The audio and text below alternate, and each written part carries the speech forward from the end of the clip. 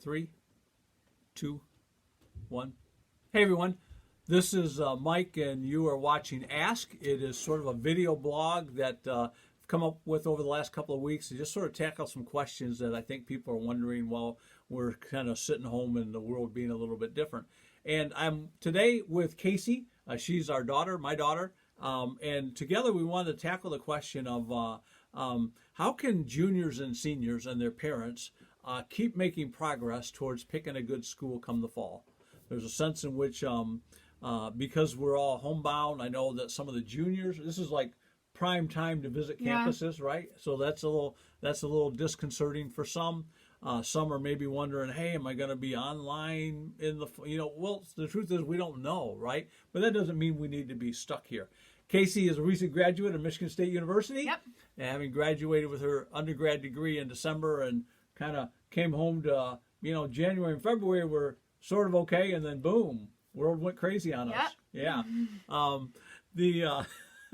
So Cayce also has another unique perspective that she brings to this, not just being a real recent graduate, but for her sophomore, junior, and senior years, she was a tour guide at Michigan State, and we figured, off camera, that probably she had interaction with 12 to 1,500 prospective students and parents, walking them around, answering questions, and kind of, interacting with what people were thinking. I thought, oh, maybe there's some questions and some things you're wondering that Cayce's experienced that she could be a help with. So let's start with this, though. Cayce, let me ask you, why is the on-campus experience, for you, why was it important to get out and actually be on campuses?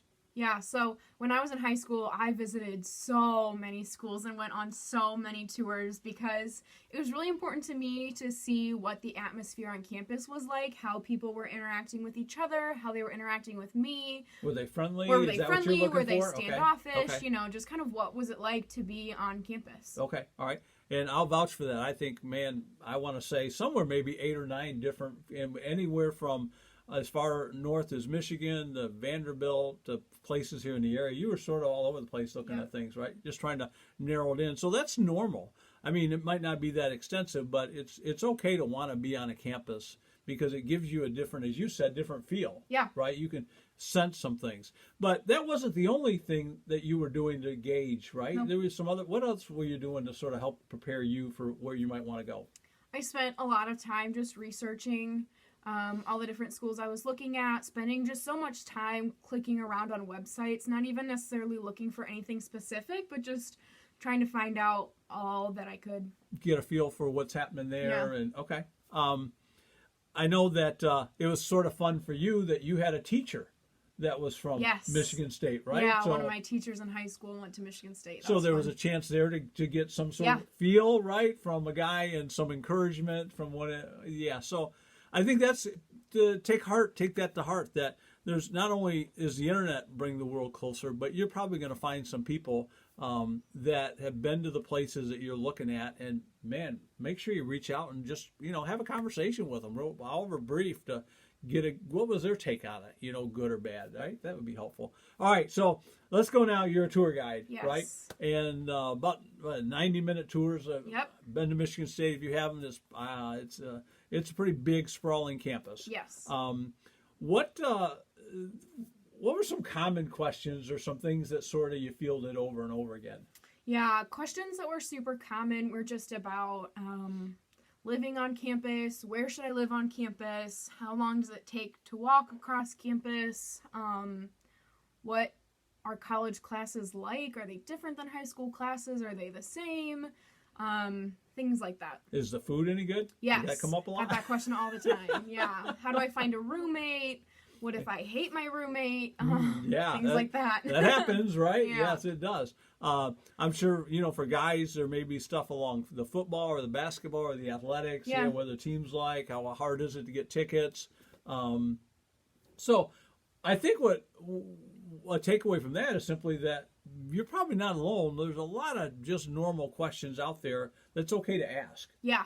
I would encourage anyone going on a tour to just talk to your tour guide. It's their job to talk.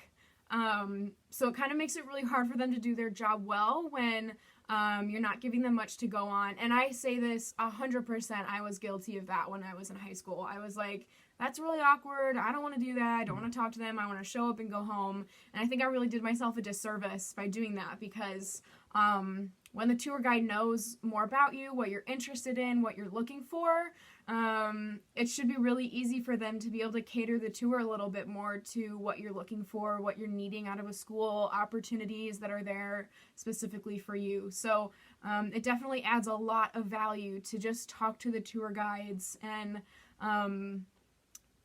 don't worry about it being awkward. Like, just start a conversation and see where you can get some common ground and then go from there. You may have already done this, but if you haven't, I might encourage you to take a sheet of paper or maybe on your laptop and just write out 3 or 4 questions that you want to ask every place that you're thinking about. And that way you can sort of compare apples to apples and have a common sense of, okay, this will give me, instead of random questions here and there, just have a plan, a strategy to your questions.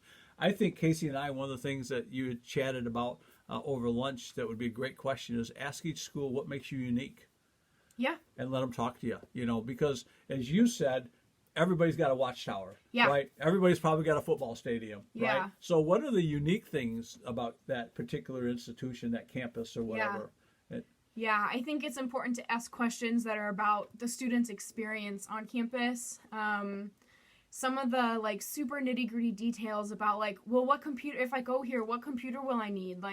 Those are the questions you can figure out all later once you've committed to a school. But when you're just trying to sort it out at the very beginning, where do I want to be? You just want to know if you'll fit in at that campus. Can you see yourself living there? And the only way to do that is to just kind of ask about their experiences, their favorite experiences, their least favorite experiences, what they do for fun in town.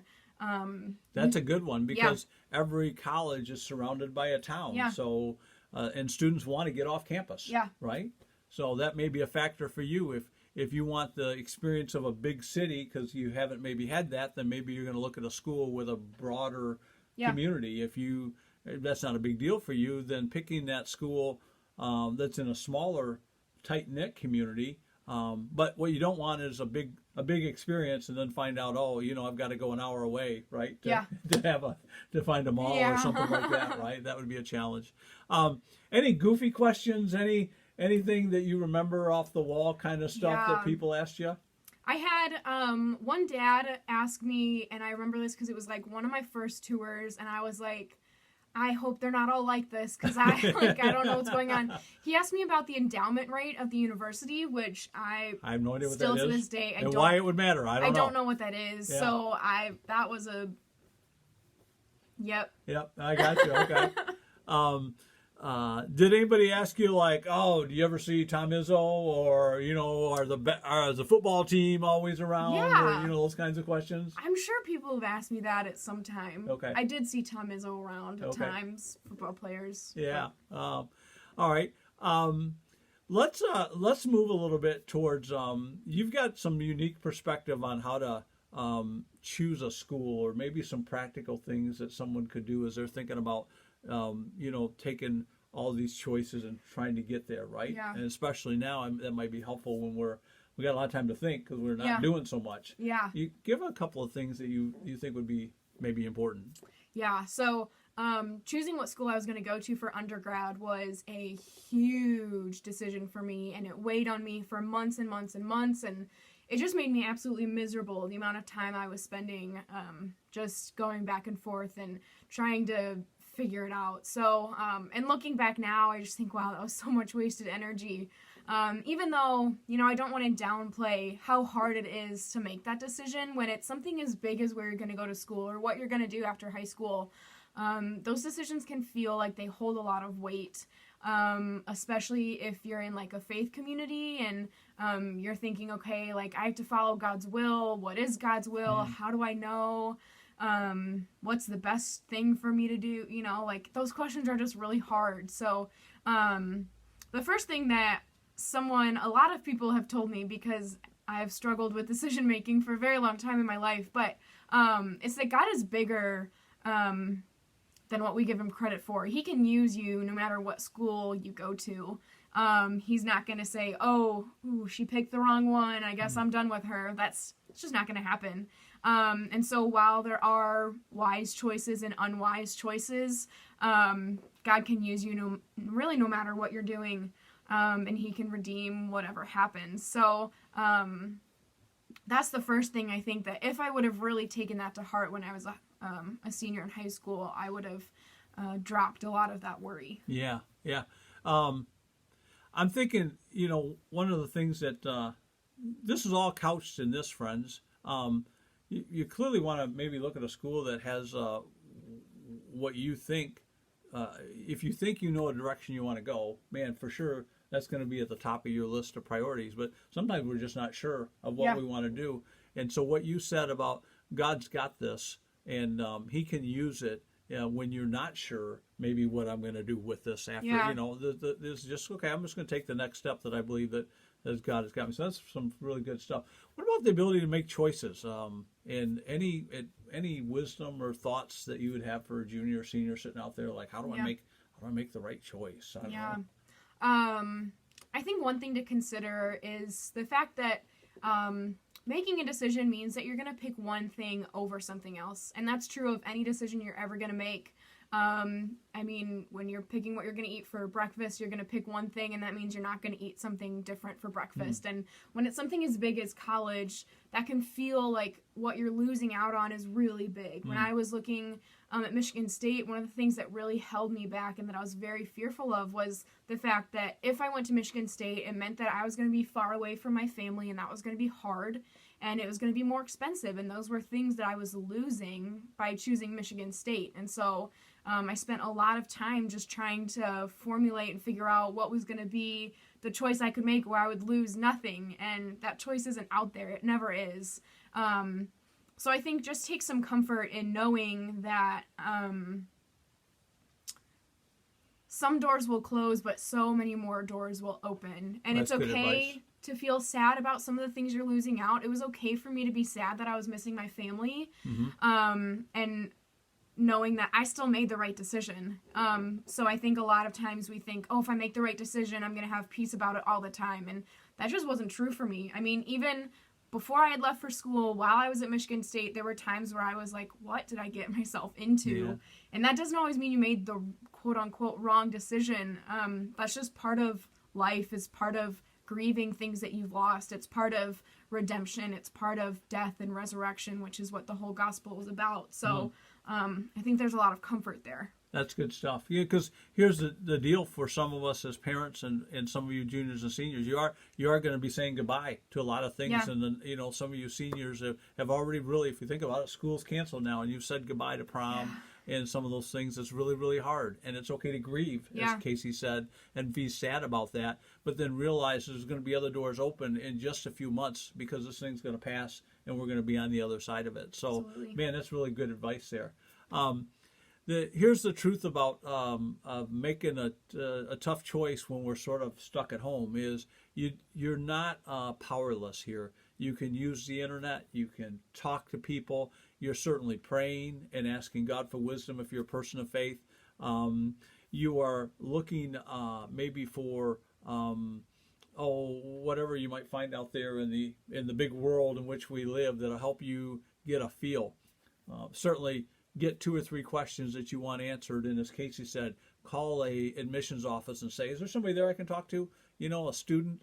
Because you like that better, right? A student versus an adult? Oh, yeah, yeah. No one wants to talk to an admissions counselor. Sorry, admissions counselors. You're great, but it's more about the student experience. So, yeah, I mean, that's something that I don't know if a bunch of schools are doing that or have advertised that, but I'd say there's no harm in reaching out to someone at that university and saying, hey, can you put me in touch with a student tour guide? Because they're used to being asked all those questions. They're used to talking to students. And I think it's a great way to show that you're interested in the school, that you're taking initiative.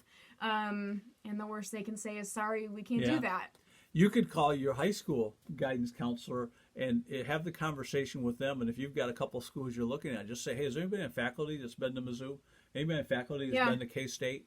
And there may be a teacher in your own building that you're a part of your own community that you didn't know where they went to school, and they could give you some kind of firsthand knowledge. So, yeah, definitely don't be afraid during these times when you're stuck at home anyways. Right. Open that phone up and use it to the best.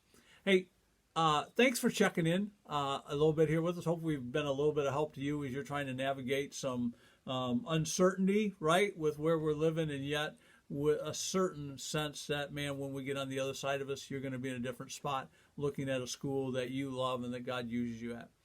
My name is Mike. This is Cayce.